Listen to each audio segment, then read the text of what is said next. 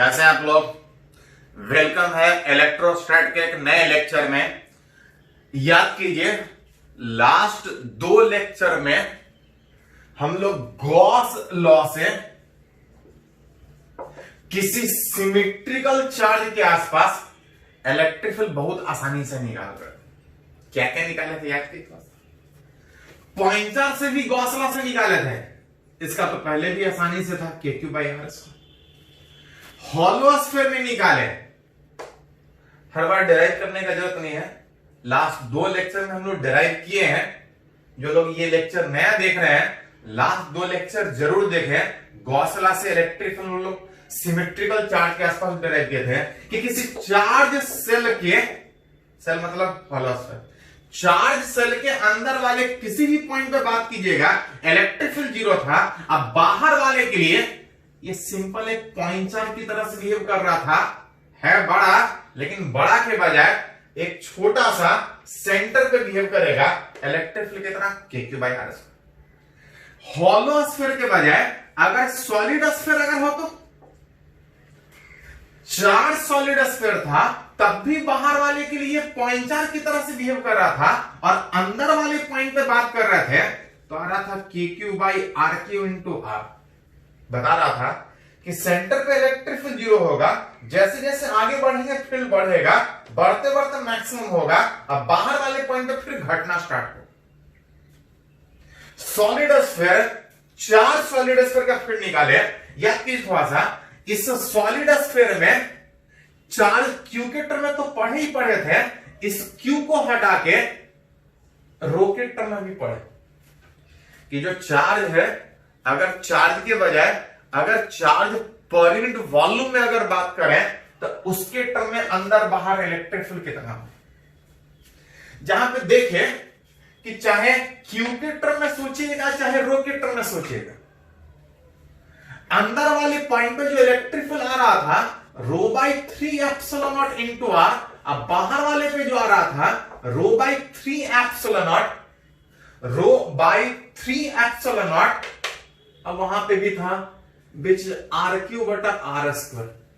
कौन एक बार देख लीजिए, मिला लीजिए। अंदर वाले पॉइंट पे चाहे क्यू के टर्म में सोचिए चाहे रो के टर्म में सोचिए, it is directly proportional to R।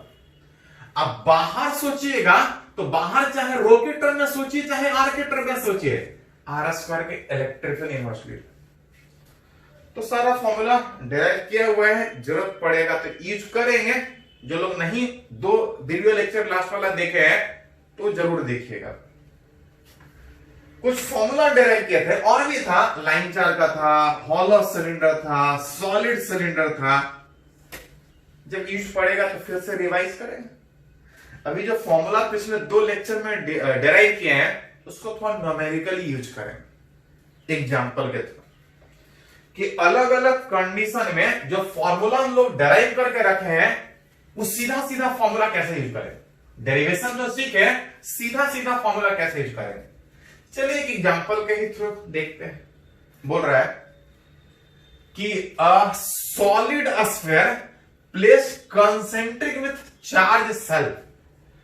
एक shell that is hollow sphere, उसके कंसेंट्रिक एक चार्ज सॉलिड स्फीयर इस तरह से रखें। इसके ऊपर कुछ चार्ज होगा, इसके ऊपर भी कुछ चार्ज होगा। मान लेते हैं इसके ऊपर एक पॉजिटिव चार्ज और इसके ऊपर नेगेटिव। कुछ पॉजिटिव रहा तो पॉजिटिव सोचे। इसका कुछ रेडियस है, इसका भी कुछ रेडियस होगा, कुछ होगा। अब तब निकालना चाह रहे हैं इलेक्ट्रिक फील्ड कितना होगा फॉर पॉइंट। अलग अलग कंडीशन में निकालेंगे।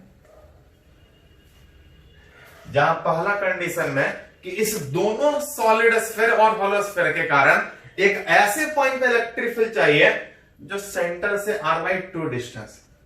सेंटर से R/2 डिस्टेंस का मतलब क्या हुआ, कहीं इधर कोई पॉइंट A, उस A वाला पॉइंट पे जब इलेक्ट्रिक फील्ड निकालिएगा तो किसके कारण होगा, इसके कारण किसके कारण। तो पढ़े हैं कि आसपास जितना चार्ज है किसी भी पॉइंट पे इलेक्ट्रिक फील्ड निकालिएगा सारे चार्ज के कारण। जहां पे एक करके बात करें, इस सॉलिड स्फीयर के ये पॉइंट अंदर है कि बाहर है, तो इसके अंदर है। और किसी सॉलिड स्फीयर के अंदर फील्ड पड़े हैं तो डायरेक्ट के क्यू बटा R Q into R. R मतलब था सेंटर से डिस्टेंस, सेंटर से डिस्टेंस उस पॉइंट का आर बाई 2। इस पॉइंट पे इसके कारण फील्ड, हमको इसका भी फील्ड निकालना पड़ेगा।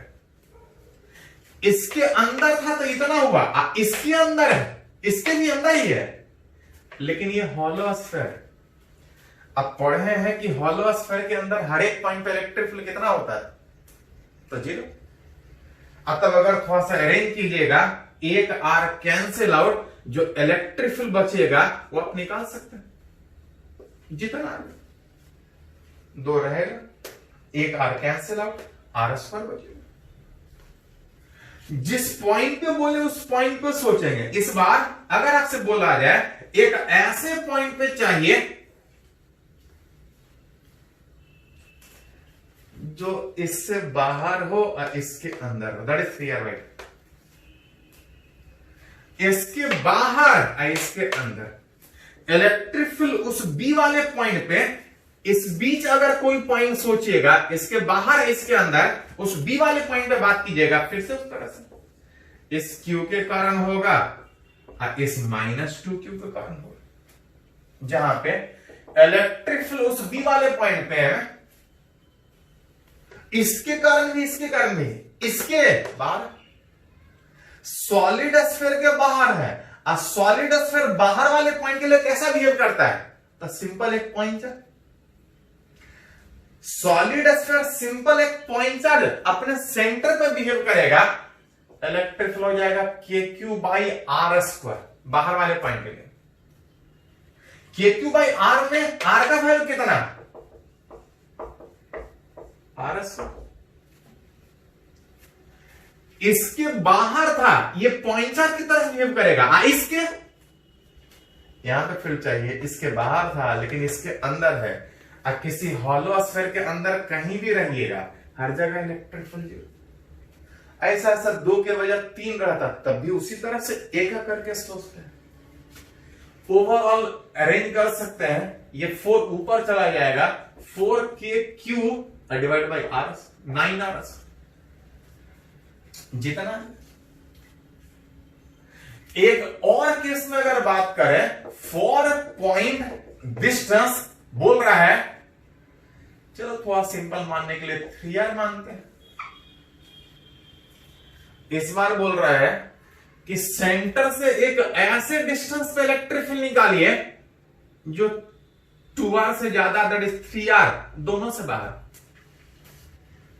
इस बार जो फील्ड मेरे को चाहिए दोनों के कारण होगा, बस अंतर यह है कि इस बार दोनों से स्फीयर से बाहर। बाहर वाले पॉइंट पे जब फील्ड निकालना हो तो ये कैसा बिहेव करेगा, point charge placed at its centre. Point charge placed at its centre में सेंटर से कितना डिस्टेंस पे, तो 3r, जहां पे निकालना इस r का वैल्यू 3 है। जितना बोला जाए उस तरह सोचो। इसके बाहर था और इसके भी बाहर है, जो पॉइंट मेरे को चाहिए। सॉलिड स्फीयर के बाहर रहिए चाहे हॉलो स्फीयर के बाहर रहिए, दोनों केस में वो पॉइंट चार्ज की तरह से बिहेव करेगा। पॉइंट चार्ज सेंटर पे बिहेव करेगा।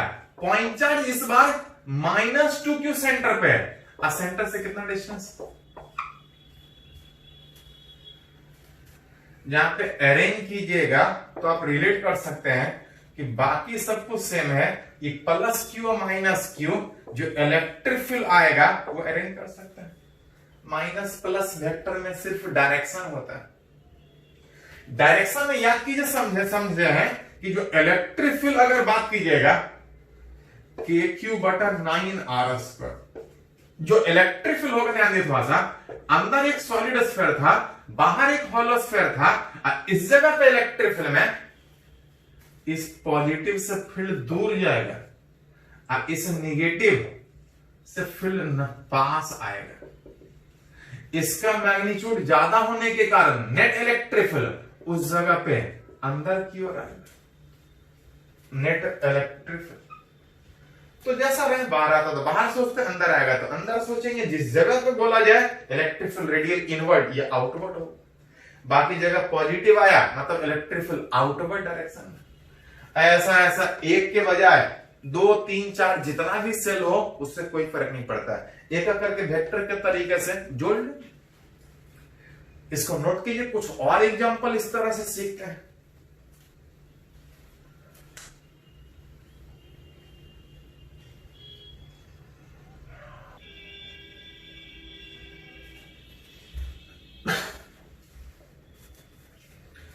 चलिए तो एक और एग्जांपल इस चार्ज सॉलिड स्फीयर के आसपास अगर बात करें तो एक क्वेश्चन है आईआईटी में पूछा है कि 2 चार्ज सॉलिड स्फीयर, दोनों पूरा भरा हुआ स्फीयर, 2 चार्ज सॉलिड स्फीयर एक दूसरे से कांटेक्ट में रखा है।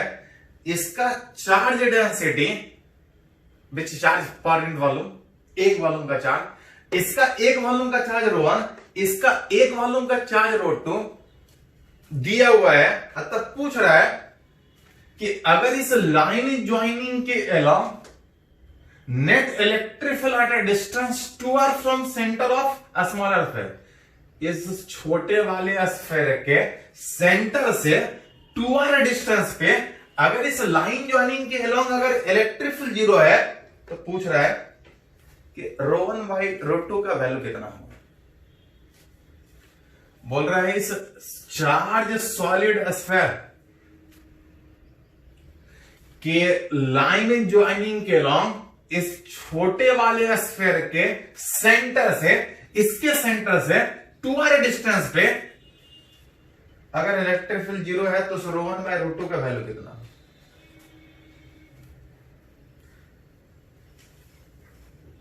ध्यान दे, थोड़ा सा ऑब्जेक्टिव क्वेश्चन है और कुछ ऑप्शन भी दिए, साथ साथ अगर ऑप्शन में अगर गौर से देखिएगा तो कुछ पॉजिटिव ऑप्शन भी है और कुछ नेगेटिव। पॉजिटिव का मतलब दोनों एक ही तरह का नेचर का, और नेगेटिव का मतलब कोई एक पॉजिटिव है कोई एक नेगेटिव। तो हमको दोनों सोचना पड़ेगा, पॉजिटिव पॉजिटिव भी सोचना पड़ेगा और पॉजिटिव नेगेटिव भी सोचना पड़ेगा। तो एक एक करके देखते हैं। अभी थोड़ा सिंपल मानने के लिए अगर दोनों को पॉजिटिव माने, for both positive charge sphere, अगर दोनों स्फीयर को अगर पॉजिटिव माने, दोनों स्फीयर को पॉजिटिव माने तो बोल रहा है कि इस लाइन ज्वाइनिंग के सेंटर से 2r डिस्टेंस, 2r इधर भी हो सकता है और 2r इधर भी हो सकता है। तो इधर सोचेंगे कि इधर सोचेंगे, एक चीज भी ध्यान देना पड़ेगा। तो याद कीजिए इस तरह से हम लोग पढ़े थे पॉइंट चार्ज में कि अगर 2 पॉजिटिव चार्ज है तो इलेक्ट्रिक फील्ड बीच में कहीं 0 होगा। अगर एक पॉजिटिव और एक निगेटिव है तो फील्ड बीच में कभी भी 0 नहीं होगा।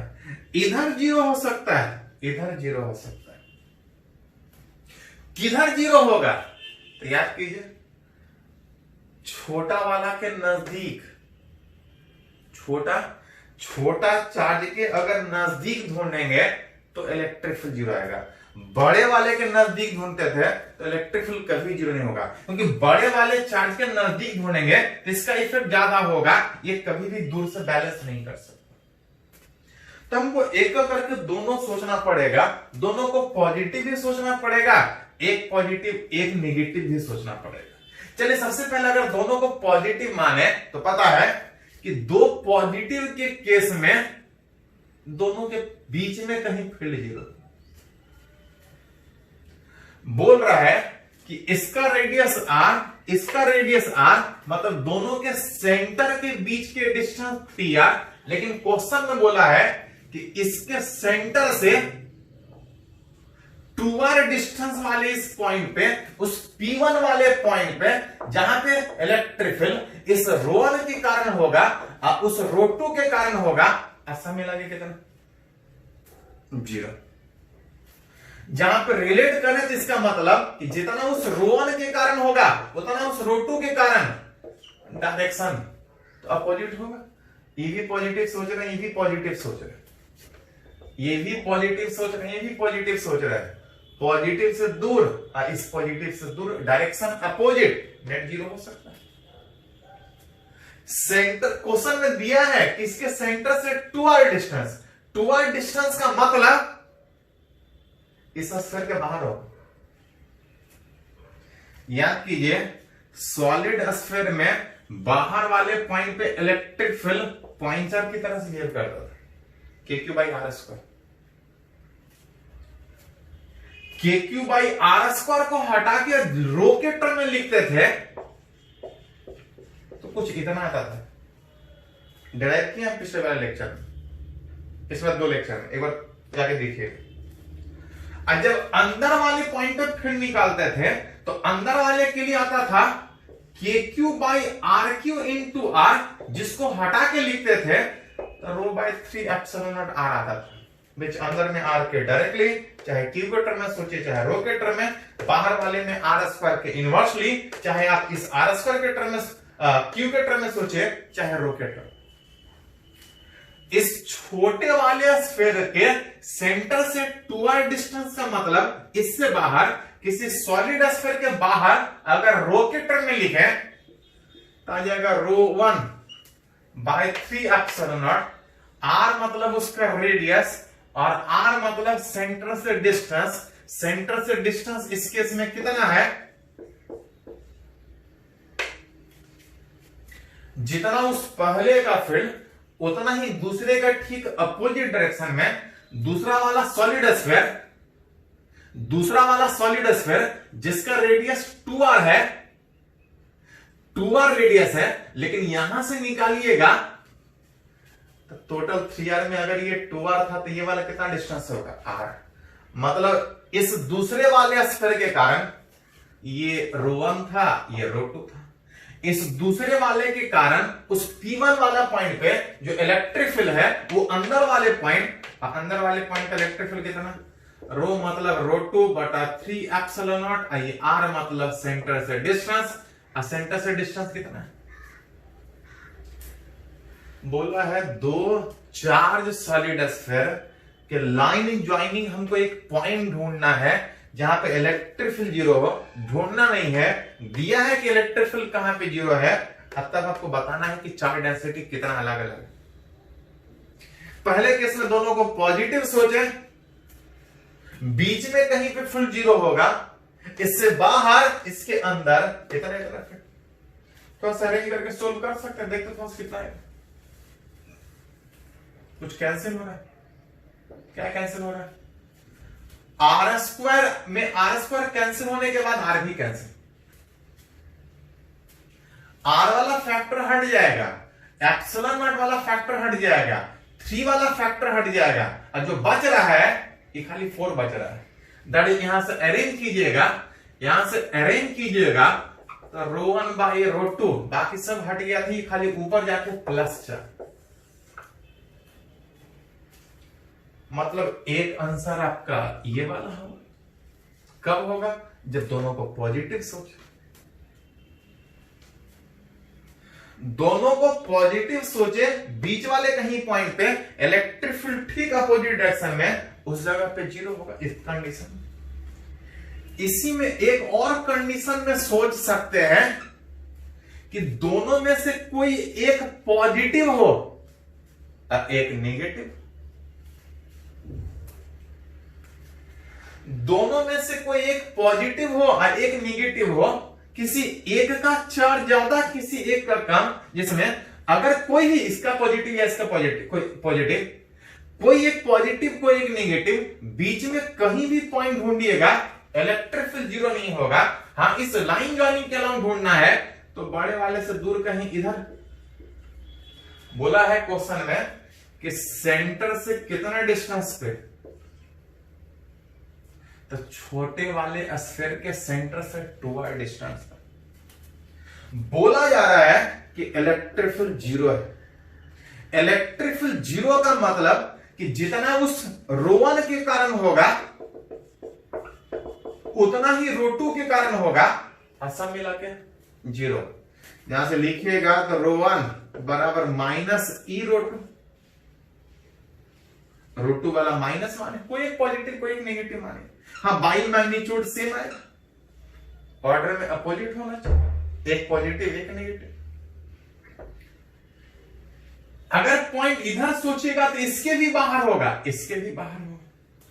अब किसी सॉलिड स्फीयर के बाहर वाले पॉइंट पे फील्ड कितना था, तो बाहर वाले के लिए पॉइंट चार्ज की तरह से बिहेव करता था, k/r², जिसको रो के टर्म में लिखते थे तो ρ/3ε0 r3/r²। इसके बाहर में बात कीजिएगा तो ρ1/3ε0 और r3 मतलब इसका रेडियस बटा r² मतलब इसके सेंटर से distance 2r power whole square. अगर इसका बात कीजिएगा तो इसके भी बाहर इज इक्वल टू ρ2/3ε0, r मतलब रेडियस, उसका रेडियस था 2r का 3, इसके सेंटर से डिस्टेंस, जहां पे इस दोनों के सेंटर के बीच द डिस्टेंस 3r, यहां से अगर बात कीजिएगा तो ये 5r, क्योंकि इसके कारण यहां निकालना है। फील्ड में सेंटर से डिस्टेंस लेते हैं, यहां से लीजिएगा तो 5r। हाँ, कोई एक पॉजिटिव था तो कोई एक नेगेटिव था। अब वही आपसे पूछा है कि ρ1/ρ2 का वैल्यू कितना होगा माइनस में। देखिए कुछ हट रहा होगा, r² कटने के बाद ये r बच रहा था, r3 कटने में r² कटने के बाद ये r वाला फैक्टर हट जाएगा, r वाला फैक्टर हट जाएगा, ε0 वाला फैक्टर हट जाएगा। खाली नोमेरिकली थोड़ा सा वो बनाना है। नोमेरिकली में अगर बात कीजिएगा तो देख सकते हैं ये 2 का पावर 3 दैट इज 9, 2 का पावर 3 मतलब 8, 2 का पावर 3 मतलब 8, 2 का पावर 4 ऊपर जाएगा तो 32 और डिवाइड बाय 5², बाकी सब कट गया।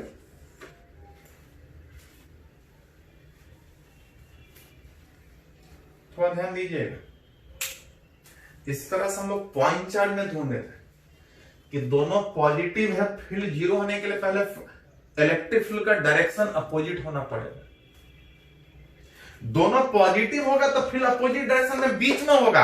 अगर एक पॉजिटिव एक नेगेटिव, कोई पॉजिटिव हो कोई नेगेटिव कोई फर्क नहीं पड़ता है, दोनों के बीच के बजाय इधर या इधर होगा, किधर होगा, तो छोटे वाले चार्ज के नजदीक ये बड़ा वाला चार्ज दूर से भी बैलेंस कर सके। ρ1/ρ2 इज इक्वल टू -32/25, एक प्लस एक माइनस, इसमें दोनों प्लस। तो जो आंसर होगा, ये मल्टीपल ऑप्शन में क्वेश्चन है, एक ये वाला भी होगा एक ये वाला भी होगा।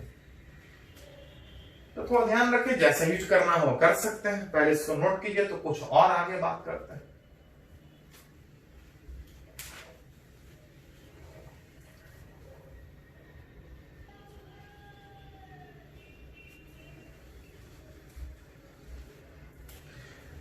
तो हम लोग सीख रहे हैं कुछ न्यूमेरिकल चार्ज सॉलिड स्फीयर और होलो स्फीयर से रिलेटेड।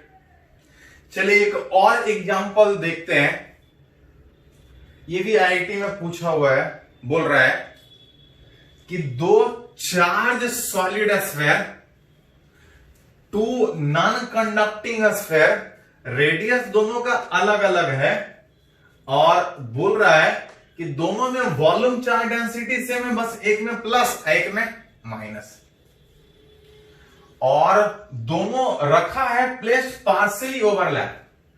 2 चार्ज सॉलिड स्फीयर, दोनों पे सेम चार्ज है, एक पे प्लस एक पे माइनस, लेकिन साइज अलग अलग है। अब कुछ इस तरह से रखा है कि एक दूसरे को ओवरलैप कर रहा है, इस रीजन में वो ओवरलैप कर रहा है। तब आपसे पूछा जा रहा है फाइंड इलेक्ट्रिक फील्ड इन इस ओवरलैपिंग रीजन। इसी ओवरलैपिंग रीजन में किसी पॉइंट पे हमको इलेक्ट्रिक फील्ड चाहिए, कहीं होगा उस ओवरलैपिंग रीजन। मान लेते हैं वो पॉइंट जहां पे इलेक्ट्रिक फील्ड निकालना वो कौन सा है, वो पी पॉइंट। इलेक्ट्रिक फील्ड उस ओवरलैपिंग रीजन में बात करेंगे तो किसके कारण होगा, कुछ नहीं, पढ़े हैं कि किसी भी पॉइंट पे जब इलेक्ट्रिक फील्ड निकालने का बात करते हैं तो आसपास जितना चार्ज होता है सारे का इलेक्ट्रिक फील्ड होता है। अगर इस पॉइंट पे अगर इलेक्ट्रिक फील्ड का बात करें तो कुछ इस प्लस वाले का भी होगा और कुछ इस माइनस वाले का होगा। जहां पे बोलेगा उस तरह सोचेंगे। हाँ, बोला इस ओवरलैपिंग रीजन में है, ओवरलैपिंग रीजन में है, इसके भी अंदर होगा और इसके भी अंदर होगा। और किसी चार्ज सॉलिड स्फीयर के अगर कोई पॉइंट अंदर है तो इलेक्ट्रिक फील्ड कितना होता है, तो अंदर वाले पॉइंट पे अगर चार्ज के टर्म में रहता तो के Q by R Q into R, charge के टर्म में रहता तो के Q by R Q into R, अगर रो के टर्म में है तो दोनों में से कोई सोचेगा तो आर के डायरेक्टली, जैसे जैसे सेंटर से दूर जाएंगे इलेक्ट्रिक फील्ड बढ़ेगा, सेंटर पे इलेक्ट्रिक फील्ड जीरो। इस ओवरलैपिंग रीजन में बात करेंगे तो इसके भी अंदर है और इसके भी अंदर है। अब उस अंदर वाले पॉइंट पे इलेक्ट्रिक फील्ड कितना होता है, तो ध्यान रखिए थोड़ा सा, इलेक्ट्रिक फील्ड वेक्टर है, जब एक से ज्यादा फील्ड हो तो हम प्रॉपर वेक्टर के साथ जोड़ेंगे। डायरेक्शन सीधा हो तो प्लस माइनस कर लेंगे, सेम डायरेक्शन में प्लस अपोजिट में माइनस, लेकिन अगर इधर उधर हो तो हमको डायरेक्शन भी देखना पड़ेगा। याद कीजिए थोड़ा सा, किसी चार्ज सॉलिड स्फीयर के अंदर वाले पॉइंट पे जो इलेक्ट्रिक फील्ड था अगर रो के टर्म में बोला है तो rho by 3 epsilon not are, ये खाली मैग्नीट्यूड हुआ। जब वेक्टर फॉर्म में लिखते थे तो एक यूनिट वेक्टर मल्टीप्लाई करना पड़ता था, और जब एक यूनिट वेक्टर मल्टीप्लाई करते थे तो vector magnitude into unit vector वो आर वेक्टर कहलाता था। मतलब अगर इलेक्ट्रिक फील्ड वेक्टर फॉर्म में लिखे तो rho by 3 epsilon not, are का मतलब हुआ कि उस पॉइंट जहां पे निकालना है सेंटर से वो पॉइंट कितना डिस्टेंस पे है, विच वेक्टर फॉर्म में, कब, जब फील्ड वेक्टर फॉर्म में लिखे। अगर इसका सेंटर अगर C1 माने, इसका सेंटर अगर C2 माने, तो जो इलेक्ट्रिक फील्ड होगा इस R का मतलब सेंटर से उस पॉइंट तक का डिस्टेंस, सेंटर से उस पॉइंट का डिस्टेंस मतलब कौन सा, CP मतलब C1P।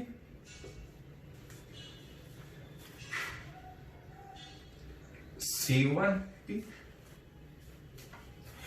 इसके कारण वहां पे हुआ, और इसके कारण तो इसके भी अंदर है, बस अंतर यह है कि वहां प्लस चार्ज के बजाय माइनस चार्ज।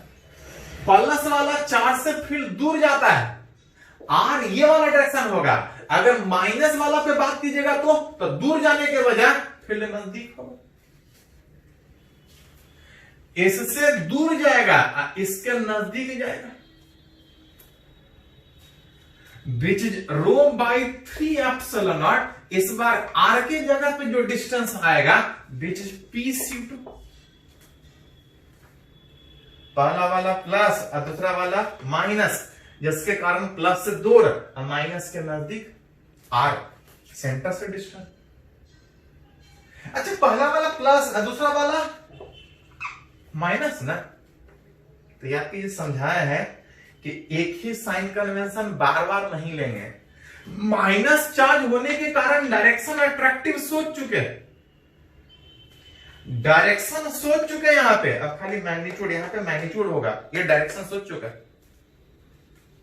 दोनों को अगर थोड़ा सा अरेंज करें तो देख सकते हैं कि दोनों में रो बाई 3 एप्सिलॉन नॉट कॉमन निकलेगा, दोनों में रो बाई 3 एप्सिलॉन नॉट कॉमन निकलेगा, और जो बच रहा है C1P प्लस PC2। और याद कीजिए थोड़ा सा पढ़े हैं कि अगर दो वेक्टर को जोड़ना है, अगर वो दो वेक्टर लगातार एक के बाद एक अगर ट्रायंगल का एडजेसेंट साइड है तो दोनों का सम ट्रायंगल का तीसरा साइड।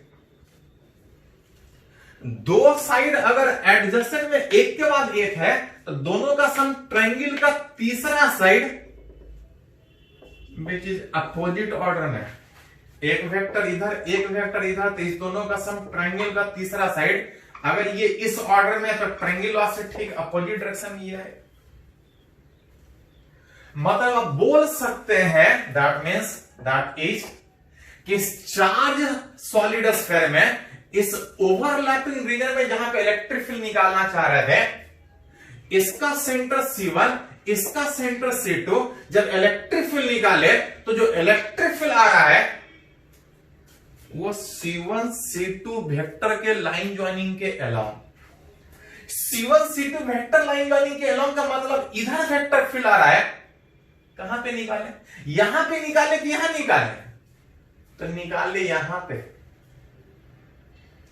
निकाले यहां पे है एट एनी पॉइंट जो इलेक्ट्रिक फील्ड आ रहा था विच रो बाई 3 एप्सिलॉन नॉट, जो आ रहा है C1 C2, जो रिजल्ट देखिएगा अगर गौर से कि आप निकाले यहां पे है, वो पॉइंट कहां पे है आंसर में कहीं डिस्क्रिप्शन नहीं है। निकाले एट एनी पॉइंट P पे इलेक्ट्रिक फील्ड, जो नेट फील्ड आ रहा दोनों मिला के, जब दोनों को जोड़े वेक्टर के तरीके से, इलेक्ट्रिक फील्ड वेक्टर था, वेक्टर के तरीके जोड़े, इट इज इंडिपेंडेंट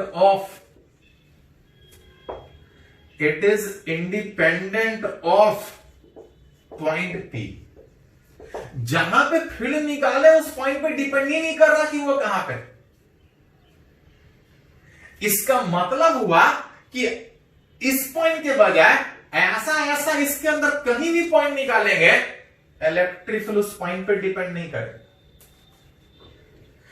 उस पॉइंट के तो इंडिपेंडेंट था ही था, आज जो फील्ड है हर जगह मैग्नीट्यूड सेम होगा और हर जगह डायरेक्शन C1 C2 इस center to center line joining के अलोंग, इसके अंदर नहीं, इस ओवरलैपिंग में इलेक्ट्रिक फील्ड यहां निकालिए या इसके अंदर कहीं निकालिए, हर जगह फील्ड का मैग्नीट्यूड सेम होगा और सारे जगह डायरेक्शन सेम होने के कारण आप बोल सकते हैं कि it is independent of point P, that is eight each point in उस ओवरलैपिंग रीजन में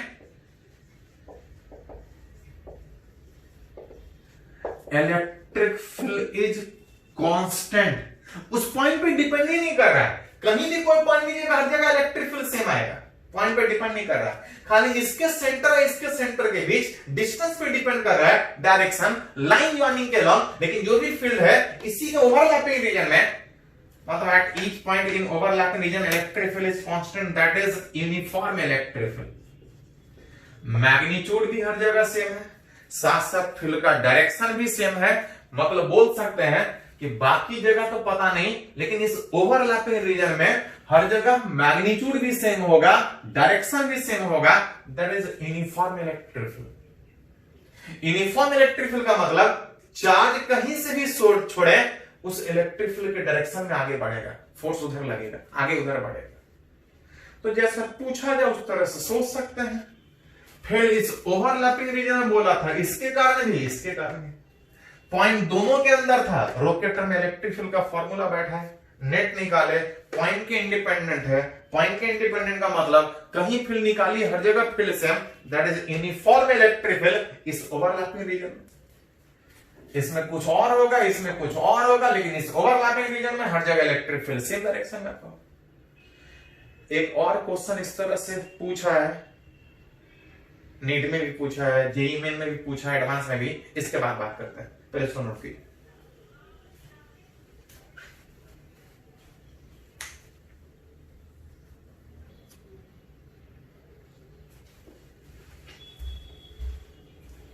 तो हम लोग कुछ एग्जांपल चार्ज सॉलिड स्फीयर से रिलेटेड बात कर रहे हैं, उसी में एक और एग्जांपल बात करें। ये पिछला वाला जो क्वेश्चन डिस्कस किए थे उसी पे जैसा है, देखिए थोड़ा सा बोल रहा है, एक spherical portion is removed from uniformly charge solid sphere. एक यूनिफॉर्मली चार्ज सॉलिड स्फीयर के यूनिफॉर्मली चार्ज सॉलिड स्फीयर से अगर कुछ पोर्शन अगर काट के हटा दे, एक स्फेरिकल पोर्शन अगर काट के हटा दे, इसका कुछ रेडियस होगा, इसका भी कुछ रेडियस होगा। यूनिफॉर्मली चार्ज सॉलिड स्फीयर में अगर एक स्फेरिकल पोर्शन अगर काट के हटा दे, तो पूछ रहा है कि इस स्फेरिकल पोर्शन जो इम्पिटेड स्फीयर है, जो खाली वाला स्फीयर है, इसके अंदर वाले किस पॉइंट पे इलेक्ट्रिक फील्ड कितना हो। अगर ये पूरा भरा होता तो हमको इस जगह पे फील्ड निकालने में कोई दिक्कत नहीं होता, सीधा सीधा फॉर्मूला बैठा देते हैं। किसी भरे हुए स्फीयर के अंदर इलेक्ट्रिक फील्ड, तो अंदर में था कितना था, तो अंदर में था KQ by RQ into R, ये चार्ज के टर्म है। अगर रो के टर्म में लिख रहा था तो rho by 3 epsilon not into R, अगर रो के टर्म में लिखते, मतलब अगर ये पूरा भरा हुआ स्फीयर होता, इस पॉइंट पे अगर इलेक्ट्रिक फील्ड निकालते हैं तो सीधा सीधा फॉर्मूला बैठा देते। लेकिन पूछा क्या है, पूरे भरे हुए स्फीयर में से अगर इतना पोर्शन अगर काट के हटा दे, तो इस अंदर वाले इस पॉइंट पे इलेक्ट्रिक फील्ड कितना होगा, वो हमसे पूछा। याद कीजिए, इस तरह से पहले भी एक एग्जांपल हम लोग किए थे कि ऐसा अगर कहीं अगर रहे इलेक्ट्रिक फील्ड में, प्रिंसिपल ऑफ सुपरपोजिशन वैलिड था। प्रिंसिपल ऑफ सुपरपोजिशन का मतलब था कि आसपास जितना भी चार्ज होगा किसी पॉइंट पे फील्ड सारे के कारण होगा, और टोटल निकालने में एक करके जोड़ेंगे। उस तरह से एक एग्जांपल पहले भी किए थे कि अगर एक करके जिस तरह से जोड़ रहे हैं, कभी कभी जरूरत पड़े तो बिल्कुल सेम तरीके से घटा भी सकते हैं। मतलब कि अगर इस पॉइंट पे अगर हमको इलेक्ट्रिक फील्ड चाहिए, उस कैविटी के अंदर वाले पॉइंट पे इलेक्ट्रिक फील्ड चाहिए, तो कुछ नहीं, इलेक्ट्रिक फील्ड उसके अंदर चाहिए, रिमेनिंग वाला सेक्शन बचा हुआ सेगमेंट के चाहिए, तो कुछ नहीं, ऐसा कीजिए कि कंप्लीटली फील्ड मान के निकाल लीजिए। कंप्लीटली फील्ड पूरा भरा हुआ मान के निकाल लीजिए, और जितना ज्यादा कंसीडर किए हैं उतना वाला का फील्ड घटा लीजिए, नेट रिमेनिंग वाला का फील्ड आ जाएगा। बोल रहा है at any point inside cavity,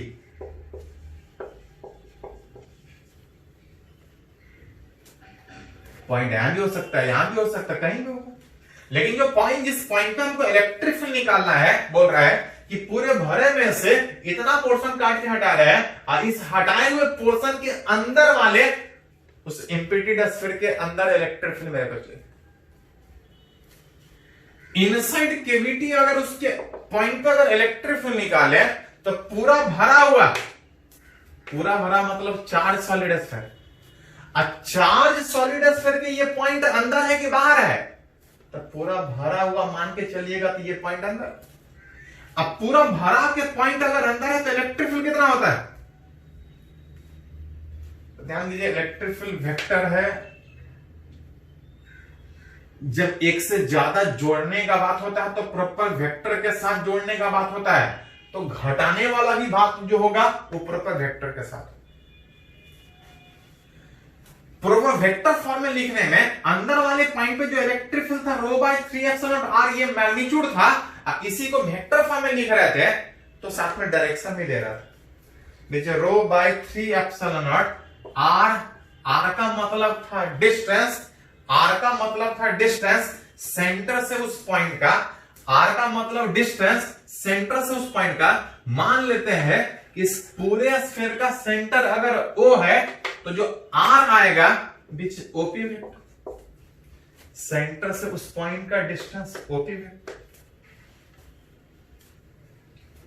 ये पूरा भरा का मान है, और जितना भरा है, जितना ज्यादा कंसीडर किए हैं उतना घटा लीजिए, उतने का इलेक्ट्रिक फील्ड घटा लीजिए। पूरा भरा के मान के निकाले, लेकिन इतना था नहीं, तो इतना वाला घटाना पड़ेगा। इतने के ये पॉइंट अंदर है कि बाहर है, तो पूरा भरा का भी अंदर था, और इतने के भी ये पॉइंट अंदर ही है। अंदर वाले पॉइंट पे इलेक्ट्रिक फील्ड कितना होता है, रो बाय 3 एप्सिलॉन नॉट आर घटाना। आर मतलब क्या था? तो आर मतलब था उस छोटा वाला स्फीयर के जहां पे फील्ड निकालना है सेंटर से उस पॉइंट का डिस्टेंस। पूरा भरा का निकाल रहा था तो भरे के सेंटर से डिस्टेंस, अब छोटा वाला का निकालेंगे तो छोटे से उस पॉइंट का डिस्टेंस। अगर इस छोटा वाला का सेंटर कहीं होगा, मान लेते हैं सी, तो इस बार जो डिस्टेंस आएगा वो आर का वैल्यू कौन सा होगा? जहां से दोनों से कॉमन निकालिएगा तो वही चार्ज भरा में माने थे वही चार्ज रिमूव में, तभी हटेगा। रो बाय 3 एप्सिलॉन नॉट कॉमन निकलेगा, ओपी वेक्टर माइनस, याद कीजिए थोड़ा सा, दो वेक्टर का सब्ट्रैक्शन अगर डायग्राम में समझना है तो समझना थोड़ा मुश्किल होता है। सब्ट्रैक्शन का सीधा सीधा कोई रूल नहीं था। अगर डायग्राम में समझना है a माइनस बी तो तरीका था कि a माइनस बी मत समझिए, a प्लस माइनस बी समझिए। a प्लस माइनस बी समझिए, नहीं तो इसको ऐसा लिख सकते हैं, ओपी वेक्टर माइनस के बजाय उल्टा कीजिएगा तो ये प्लस पीसी वेक्टर आ जाएगा। है माइनस सीपी, इसको उल्टा कर लीजिए तो माइनस माइनस प्लस आ जाएगा।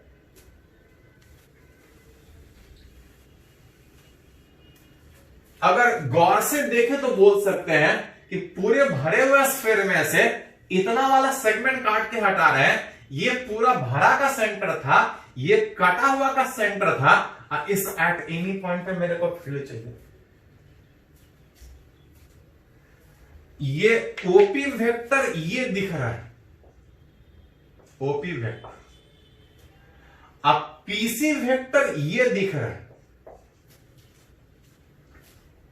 PC vector. और जब दोनों को जोड़ के उस जगह पे एट एनी पॉइंट पे जब नेट इलेक्ट्रिक फील्ड निकालने का बात करेंगे तो रो बाय 3 एप्सिलॉन नॉट जो ओपी वेक्टर और प्लस पीसी वेक्टर है, इसको हटा के आप चाहें तो देख सकते हैं OP vector plus PC vector. याद कीजिए लॉ ऑफ ट्रायंगल कि जब किसी दो वेक्टर को जोड़ते हैं, किसी दो वेक्टर को जोड़ते हैं तो from triangle law of vector addition में अगर दो वेक्टर एडजेसेंट साइड है तो जो दोनों का सम होगा वो ट्रायंगल का तीसरा साइड। अगर ये इस ऑर्डर में तो ट्रायंगल का तीसरा साइड ठीक अपोजिट ऑर्डर में, ये अगर इधर था तो ये तीसरा रिजल्टेंट ठीक अपोजिट डायरेक्शन में, मतलब ओसी वेक्टर आएगा। That will give electric field कहां पे? एट एनी पॉइंट, जहां पे फिर से देख सकते हैं कि it is independent of point P.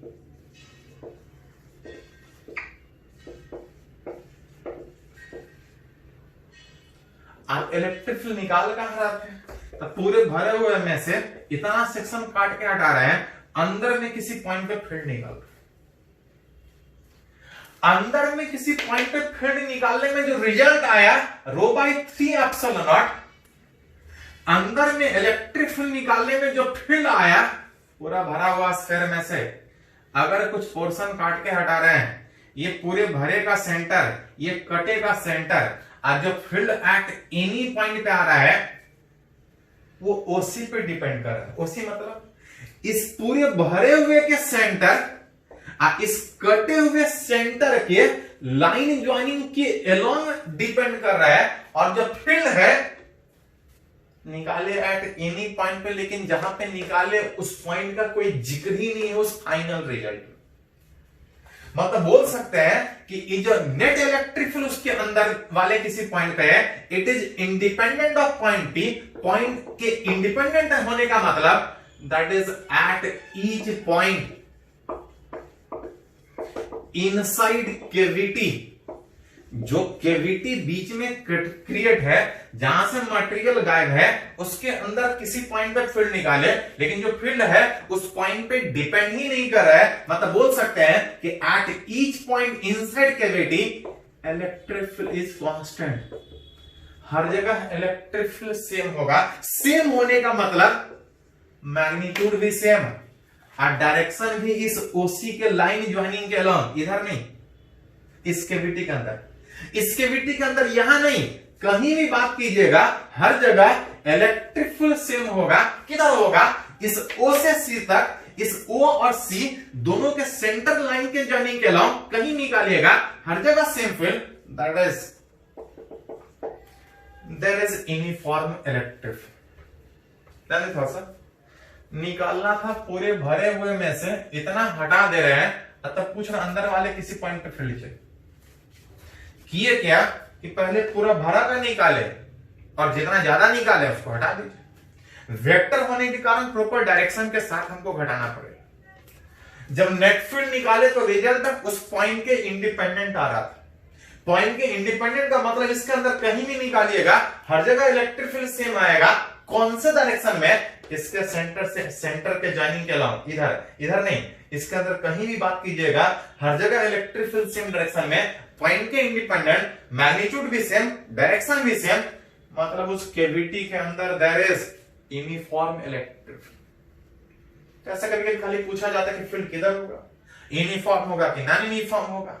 यहां निकाले किसी और जगह सोचना होता तो किसी और जगह सोचते।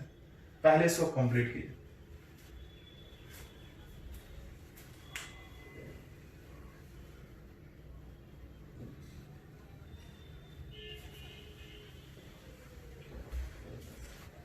तो चलिए एक और एग्जांपल यहां पे देखते हैं।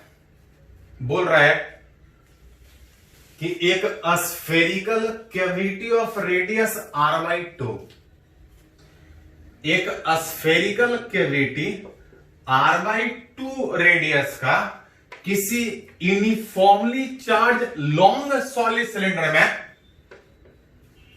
लॉन्ग चार्ज सॉलिड सिलेंडर में एक स्फेरिकल कैविटी क्रिएट कर रहा है और साथ साथ बोल रहा है कि अगर इलेक्ट्रिक फील्ड R = 2R, ये R है, R = 2R, अगर इस पॉइंट पर अगर इलेक्ट्रिक फील्ड अगर इतना है तो उसमें इस K का वैल्यू कितना है? फील्ड दे दिया है, उसमें उस K का वैल्यू कितना है? ये इंटीजर टाइप का क्वेश्चन है। पूरा भरा हुआ स्फीयर में से, इतना पूरा भरा हुआ सिलेंडर में से एक स्फीयर काट के हटा दिए हैं और इस बचे हुए सेगमेंट के कारण उस जगह पे अगर फील्ड इतना है तो इस फील्ड में उस के जो अननोन है उस के का वैल्यू निकालना है। कुछ नहीं, फील्ड निकाल लीजिए, इसके टर्म में अरेंज करेंगे तो के निकल जाएगा। देखते हैं पहले, याद कीजिए हम लोग जब फील्ड पढ़े हैं वो पूरा भरा हुआ सॉलिड सिलेंडर के अंदर भी पढ़े, बाहर भी पढ़े। बाहर सबसे आसान था, लाइन चार्ज के फील्ड बाहर था 2k λ/r, हॉलो सिलेंडर के भी बाहर 2k λ/r और सॉलिड सिलेंडर के भी बाहर 2k λ/r। बाहर वाले केस में चाहे लाइन चार्ज हो, जस्ट पिछला वाला लेक्चर ध्यान दीजिए, नहीं देखे तो जाके वापस देखिए। Line charge 2k λ/r, hollow sphere, solid sphere, बाहर में सारे केस में 2k λ/r। यहां पे लैम्डा क्या था? लैम्डा था एक लेंथ का चार्ज जिसको जरूरत पड़ने पे वॉल्यूम के टर्म में डालना सीखे थे। देखते हैं जरूरत पड़ेगा डालेंगे। यहां पे बोल रहा है पूरे भरे हुए सॉलिड सिलेंडर में एक स्फेरिकल कैविटी क्रिएट किए हैं, इस जगह पे फील्ड इतना है, उसके लिए हमको निकालना पड़ेगा। तो जो अननोन है वो हम निकाल पाएंगे। नेट पॉइंट पे पी पे अगर फील्ड का बात कीजिएगा तो पहले पूरा भरा हुआ सॉलिड सिलेंडर के कारण निकालना होगा और स्फीयर वाला घटाना होगा, क्योंकि हम लोग पूरा भरा का पढ़े लेकिन ये कटा हुआ। पूरा भरा हुआ सॉलिड सिलेंडर का इलेक्ट्रिक फील्ड कितना है? 2k λ/r, r मतलब डिस्टेंस, डिस्टेंस कितना? तो जो डिस्टेंस लेते थे वो एक्सिस से लेते थे। पूरा भरा सॉलिड सिलेंडर के एक्सिस उस पॉइंट पे फील्ड का बात करें 2k λ/r, that is 2r distance. लेकिन गड़बड़ क्या है? लैम्डा नहीं दिया है, दिया है इसका वॉल्यूम चार्ज डेंसिटी। हर जगह चार्ज है, वॉल्यूम चार्ज डेंसिटी दिया है। लैम्डा था चार्ज पर यूनिट लेंथ, इसको हटा के रो के टर्म में लिखना पड़ेगा। रो होता है एक वॉल्यूम का चार्ज, ये टोटल सिलेंडर का चार्ज, सिलेंडर का वॉल्यूम से मल्टीप्लाई करते हैं। सिलेंडर के एक वॉल्यूम में इतना चार्ज, टोटल इतना वॉल्यूम में कितना चार्ज, अब चार्ज नहीं, charge per unit length, lambda को हटा के लिख सकते हैं। बच्चे लैम्डा यहीं पे बैठा देते हैं सीधा सीधा, Q by L that equal to rho into pi are square L बटा एल। ये हो गया लैम्डा, एक ही लैम्डा। 2 के लैम्डा को हटा के रो के टर्म में, जिसके टर्म में बोलेगा उसके टर्म में लिखें। ये तो पूरा भरा हुआ सॉलिड सिलेंडर का है, अगर उसी का पुल तब खाली उतना ही लिखता है। बोल रहा है पूरे भरे हुए सॉलिड सिलेंडर में इतना काट के हटा रहे हैं तो उसका फील्ड घटा दीजिए। ध्यान दीजिए थोड़ा सा, फील्ड वेक्टर है तो डायरेक्शन भी देखना पड़ेगा। सॉलिड सिलेंडर में बाहर वाले के लिए लाइन चार्ज, फील्ड रेडियली दूर जाएगा, मतलब सॉलिड सिलेंडर के कारण फील्ड उधर जाएगा। सॉलिड स्फीयर का फील्ड, तो सॉलिड स्फीयर के भी ये पॉइंट बाहर है, बाहर वाले के लिए पॉइंट चार्ज की तरह से बिहेव करता है, फील्ड उधर ही जाएगा। मतलब जिधर पूरा भरे हुए सिलेंडर के कारण है, स्फीयर के कारण उधर हुई होने के कारण सिंपली घटे। स्फीयर के ये पॉइंट बाहर है, अब बाहर वाले के लिए पॉइंट चार्ज की तरह से बिहेव करता है।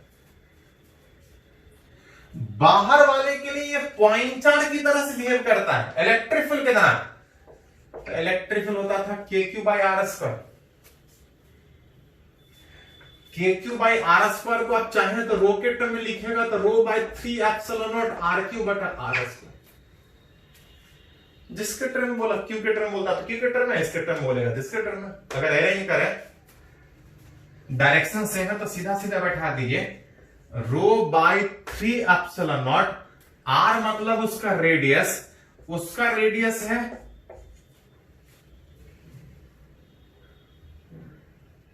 किसका रेडियस, स्फीयर का रेडियस, और R था सेंटर से डिस्टेंस, सेंटर से उस पॉइंट का डिस्टेंस कितना है, R स्क्वायर, R का वैल्यू 2R, इसका होल स्क्वायर। थोड़ा जगह कम रहा है, फिर से लिख देते हैं।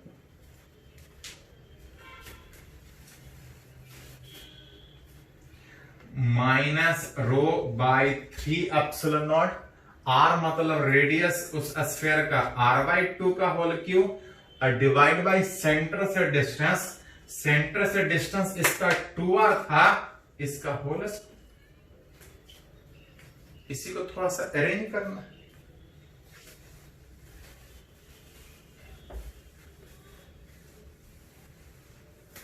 किए क्या, कुछ नहीं, पहले पूरे भरे हुए सॉलिड सिलेंडर का निकाले, इतना वाला घटा ले, थोड़ा सा अरेंज करो। पहले इलेक्ट्रिक फील्ड उस P वाला पॉइंट पे जो चाहिए था, देख थोड़ा सा एल वाला फैक्टर हट गया, जो बच रहा था थोड़ा तोड़ते जाते हैं। K को लिख सकते हैं 1/4 पाई एप्सिलॉन नॉट।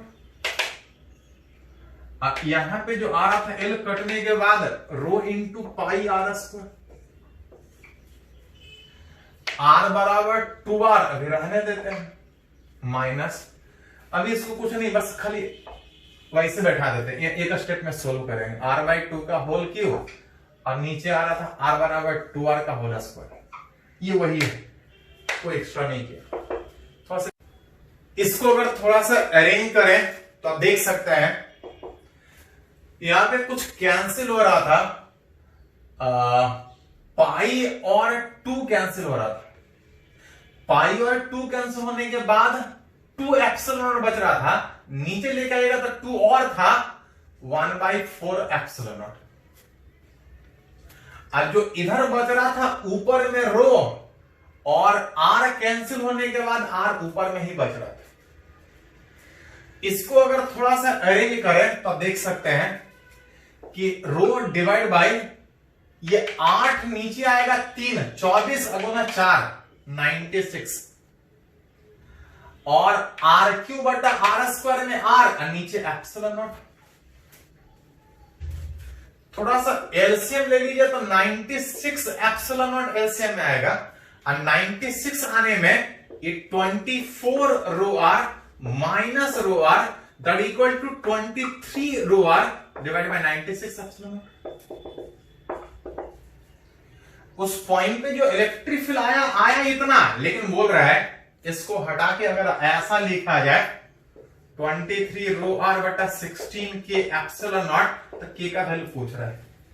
इसको अगर उसके टर्म में लिखेगा तो 23 रो आर, 96 को लिखेगा तो 16 इंटू 6 इंटू एप्सिलॉन नॉट। जहां पे वेयर जो हमसे पूछा जा रहा था के का वैल्यू सामने दिख रहा है के जगह, तो जैसा पूछा जाए उस हिसाब से सोचेंगे।